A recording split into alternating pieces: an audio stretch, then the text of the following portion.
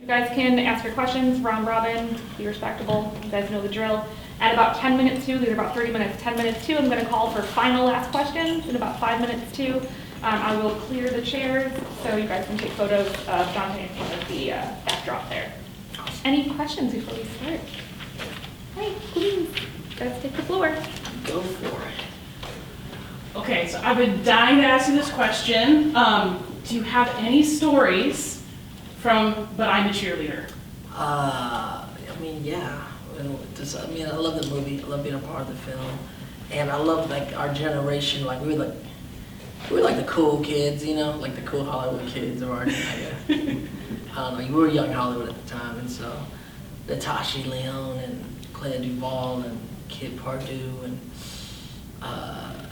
Natasha's boyfriend Eddie was always on the set with us just at night, and just my memories of it was very fun. We shot outside of LA in a little town called Palmdale, which is probably like an hour and a half or 2 hours out of LA.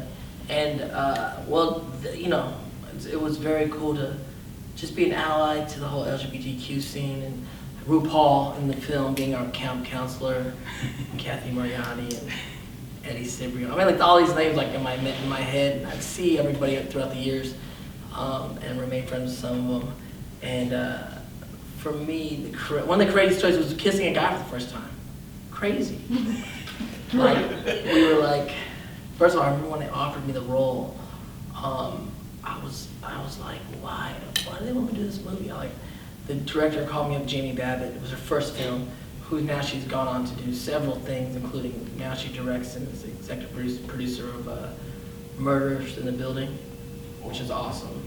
And so she hit me up and she was like, I want you to do this movie. And I was like, okay, well, she was like, you have to kiss a guy. And I'm like I'm an actor, like it's all that. I don't sweat that, but like, why wouldn't you hire? Like, why aren't you gonna hire like a gay guy? You know, this is the gay part. But she said, well, really the essence of the characters is the boy next door.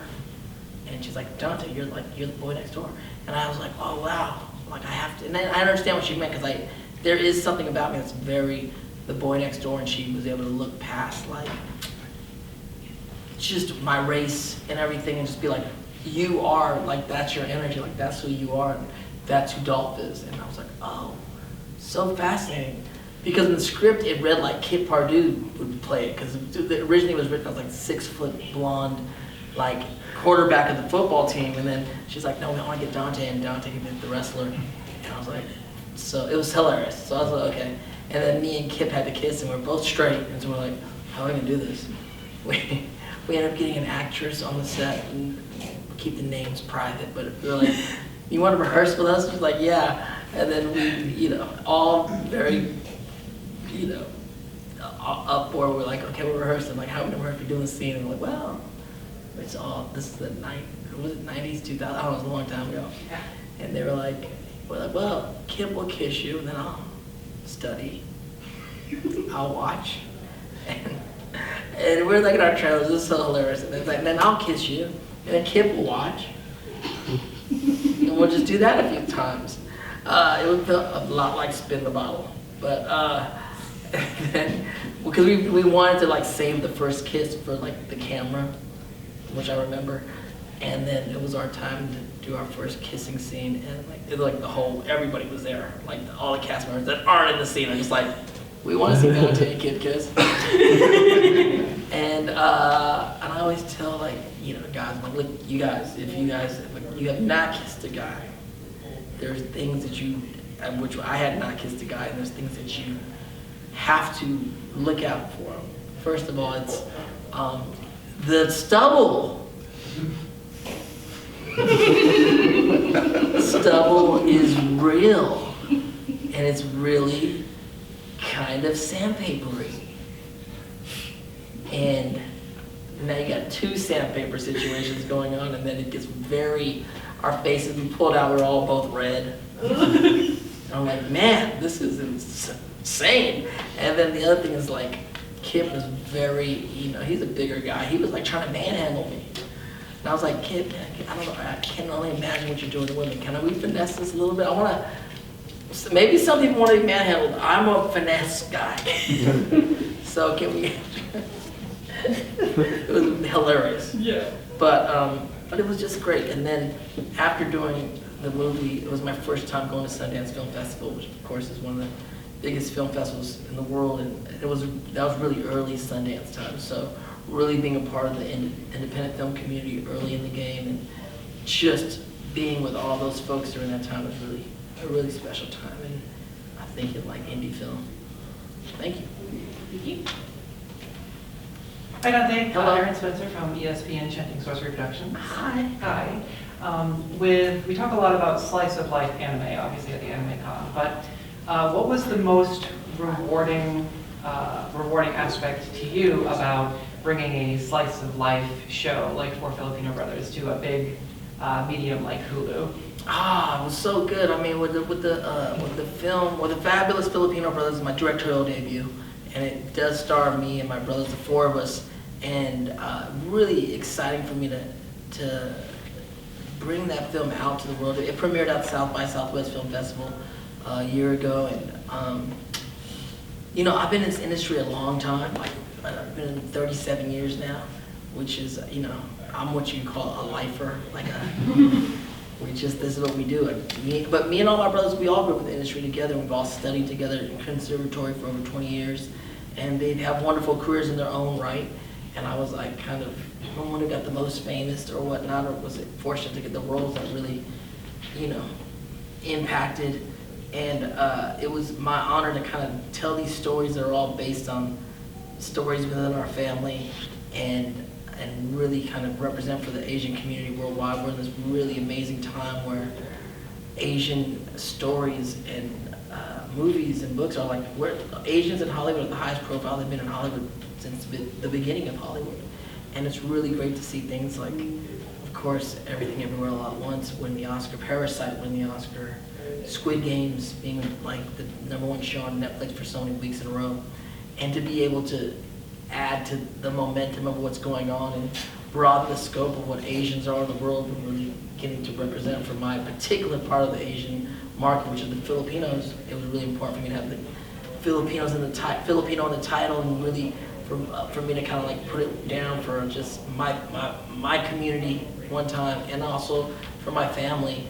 It was it's been a wild adventure, and it's opened up a lot of doors for me as far as writing and making new films in the future, including a sequel to that film, but other things. In the last 10 years now, I guess, I've been producing films in exclusively Asian. Originally, I thought of it as Asian American content, but ultimately, you know, we're living in this time where there's no more borders. It's just we're all sharing in each other's stories and enjoying the stories, and language breakdowns doesn't, like, Americans finally come to the rest of the world where we can read subtitles now and not think too much about it. The rest of the world have been reading subtitles in American films forever. So it's just very exciting to be a part of the community that's, you know, sharing our stories and getting it out there. And it's a big win for the Filipino community last year to have 2 films come out, Joe Coy's Easter Sunday and My Fabulous Filipino Brothers, be a part of the marketplace in the world. It's really, I don't even know if there's something, I don't know if I even really imagined this, you know, 5-10 years ago. So it's really exciting. No, that's awesome. And we watched all the trailers, and we read a lot about it before the con, but we thought it was a miniseries, but now that we know it's a full film, we can do a watch party on a server. That's It's awesome. a full film, yeah, go check it out on Hulu. That's on our agenda the next couple weeks. Thank you. Thank you. Question, anybody's got questions?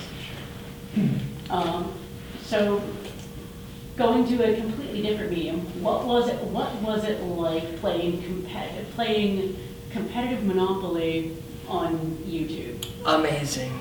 Great adventure. I mean, that was with Rooster Teeth, and shout out to Rooster Teeth, a great company out there. I love going to Austin and doing new media stuff with them, both for just the gaming side with Achievement Hunters, and then when they do things like this, like hardcore tabletop games. First of all, playing Monopoly for real money is crazy. I've only done it one time. And I'm always fantasizing about doing it again. And I wish I had played Monopoly before I played, because I had not played it in years. I have played it a lot since. So I'm kind of ready to go back and do this right. But I forgot about all the side agreements. But Monopoly changes when you're really giving people real cash for rent and asking for rent, like, hey, you know, because we all started to buy it was $1,500, so we started at $1,500. It's ridiculous, but I have a few friends in LA like, I'd be down to play. I'm like, oh, we're gonna start an underground Monopoly ring here. But it's cool. The thing about it is, I've been a student of the whole new media game. I had to deal with Maker Studios, which was the original MCN multi-channel network years ago that was created by these first 10 YouTube channels that got together. They called themselves The Station. The Station became Maker Studios. Maker Studios kind of impacted and inspired all these other MCNs to start kind of being created like Rooster Teeth. And so we were all in this generation of the first gen of new media. And at that time I was coming up from traditional media, so I was working with a lot of big YouTubers, a lot of cats that were on big Snapchat kids and Viners at the time. And so that game, working with Rooster Teeth, is a kind of a part of the era where we were all the beginning of new media and the importance of what new media has now become, social media. And I really, even to this day, we tackle with the ideas of what it is. As for the artist side, I have a lot of conversations with the artist side of like, how am I supposed to look at my social media and how do I approach it? And then also on the production side, as far as studios and brands, and how do they tackle it as opposed to, do they handle it like it's television or film? And we come to find out it's a whole different medium, and some people are able to kind of cross over and work on both sides, and some aren't. And there's a lot of different variables why or why not. I just happen to be, I don't know, I'm a weird kind of thing where I have an on-screen career, I have a voiceover career, I have a whole other career that's a new media that is just a bunch of all my social media and the revenue that brings in, and kind of juggling with all that stuff. But I know playing Monopoly is a highlight. I think what we find out in new media is it's not films, it's not television, it's something different. I think for a lot of times we thought it was the same thing, but it's not. It's different. But it's another form of entertainment. It's almost like television and radio, right? It's just our new radio, our new television or something like that. And what happens in this new media is not necessarily narrative. I mean, a lot of things could happen, but it's this authentic experience that people have with you in real time. And I think playing Monopoly for real money is like one of those things that is very nostalgic. It's a Monopoly and it's something we all know very well, but playing for real money is a very authentic experience, because we all know money and we all know how, what it feels to have cash, and then to be able to play that game with cash, like really play with cash?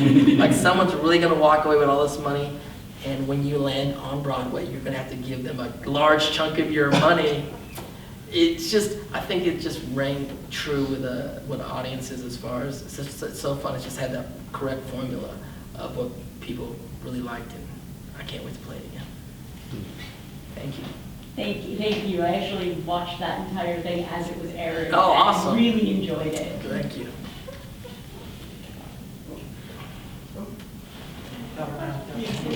Okay, we forgot to introduce ourselves. We are from the Boston Bash Brigade. I'm Evan, this is Sarah, and this is Derek. Okay. So, one question we'd like to ask actors is a little variation of 3-album island, but we call it 3-character island. Okay. And the question is, if you found yourself stuck in a deserted island, which 3 characters that you have portrayed in the past would you like to have with you to help keep you sane until your imminent rescue, and why? On an island? Yeah. I mean, I mean, Jake Long would be pretty good because he's a dragon. And he can fly around and make sure we're safe. And we wouldn't have to worry about fire. I mean, Zuko too would be, like when you're on an island, I think you need fire, right? So Jake and or Zuko would be good to have. We can cook stuff. We're on an island. I mean, Rufio would be cool. Rufio lives in Neverland. He ain't scared of nothing. He probably knows about this island, you know. Probably has homies on this island. And I mean, there's so many different. Let me think of some other characters that might be fun to hang out with on a deserted island. I mean, although see the problem with Zuko and Rufio is they'd bum you out because they're kind of downers sometimes. They're very lost in their own woes. Jake would be fun. You'd have a good time with Jake. I'm trying to think of some other characters that I would like to kind of hang out with. I've played a lot of criminals. I don't want to hang out with any of those guys. They're in jail. I mean, you know, a lot of my on-screen things. I mean, Dolph could be fun. Dolph was a pretty, like, nice guy, nice-hearted guy. A lot of times with actors, a lot of them are very close to me. So it's kind of just hanging out with different aspects of myself, you know? So I'll hang out with whoever. I can spend some time alone. Thank you. Thank you. And we have final questions coming up because it's 10-2, so final round of questions. I'm sure you have a lot of folks coming up to you and saying how iconic your role in Hook was as Rufio, and it's a sort of a starting point for a lot of folks. Do you see that? Do you look back on that role and on that film as passionately as some of the fans do that come up to you and talk to you, or do you see it more like a springboard that opened the door for a wider career that enabled you to be able to do this for the rest of your life? Yeah, I think both. You know, I was 15 when I played the role, and it was a big deal. I started acting when I was 10, and I knew the importance of everybody I was working with. I mean, I was just the kind of actor that the school I grew up in, we were trained and we studied all the films. So working on that film, you know, walking with gods of our industry, from Steven Spielberg at, you know, probably the height of his powers, to Dustin Hoffman, who's, you know, he's on the Mount Rushmore of 70s character actors that changed Hollywood, along with Pacino, De Niro, Nicholson, you know. But not only them, I mean, of course, the late great Robin Williams, who ended up himself as his own. He's a unicorn in the industry, and I would show up on my days off to watch these guys work. So I was very much aware. But then, I mean, Bob Hoskins and the amazing Maggie Smith, and there's so many people that came through the set that were just like, every day was like some amazing actor coming to visit or try to do a cameo, or, you know, it's like, it was really wonderful. So my memory of that time is very magical, and really was an entree to kind of opening up Hollywood in a way that had not been opened up to me at the time. And it's great that people are passionate about it. It's really, I mean, the further away I get from the character as far as age-wise and years, the more I just kind of appreciate that, you know. I was, Michael B. Jordan did a screening of films that he picked out in theaters he wanted to share for, I forget what was the event, but it was different things he was just saying, films he loved, but also people of color that he respected in film that kind of inspired him through the years. And one of the films was Hook. It's gonna be here long after any of us are here now, and forevermore. Like, there's a little brown lost boy that tried to, you know, become the new Peter Pan, and it's amazing that you infiltrate this fairy tale. And so, yeah, I understand the specialness of it, and of course I've gone on to do other things, and I look forward to it even more. But it's a special thing to kind of have. It's a special character to have on in my history. Wow. Thank you. So, Yeah. yeah. Any other questions? Oh, right here. Go ahead, yeah. I was just wondering, with the announcement or the rumored upcoming feature-length Avatar stuff, do you think you'll be returning for any of the movies? I don't know. I mean, honestly, there's all these like rumors swirling. There's like people announcing all kinds of stuff. But as far as I know at the moment, it's up in the air. We don't know yet. Currently I'm doing Brave the Elements for Nickelodeon, the podcast, going through all the shows, and I think we're probably gonna go through all the books and comics and really kind of reporting on the Avatar verse, as it were me and Janet Varney, the voice of Korra. And we talk to Mike and Brian all the time. I know they're working hard on the whole future of the studio, and I'm really excited to see what they come up with. Of course, I'd love to come back to do Zuko if it's the right situation. But the world's changed, things are happening, there's a lot of things, there's so many variables in who knows what the gang is going to look like as they continue forward, or if it's going to be different stories or different things. But I would hope to pop up again. I popped up in Korra, playing my grandson. I would hope I'd pop up again somewhere in the Avatar verse. It'd be really amazing. And there's other stuff. I mean, the live action stuff, which is a different thing, but I still root for it because we're team. I'm team Avatar for life. So everything that comes out, I root for. Thank you. This one's one I usually ask, unless there's anybody else. Go ahead. It's one I ask all actors. If you could erase every memory of having played a character and go through that process of discovering them for the first time, no memory of it, just playing them again and getting to have that process, which character would you choose? Oh no, it's so hard because as I'm going through like the even like Avatar now, right? I'm going through this. There's so much I don't remember. It's like the thing about most of us is like 37 years, and one of the keys of being an actor in the industry is a short memory, very short memory. You can't dwell too long on the things that you didn't get. You can't even dwell too long on the things that you did get, because you're only hot. It's only hot before it comes out. Then once it comes out, we're always on the next thing. So, in all honesty, like my memory of some of these things are they're so far gone, and but you get to have new memories later on. It's like as an actor, when the actors act, the audience, they experience a character and they experience it when they watch it, and it impacts them the way it impacts them. It impacts the world the way it impacts it, and that's the way it's supposed to be. But for the filmmakers, the impact for us is the doingness of the project. It's like the acting of the character, the telling the story.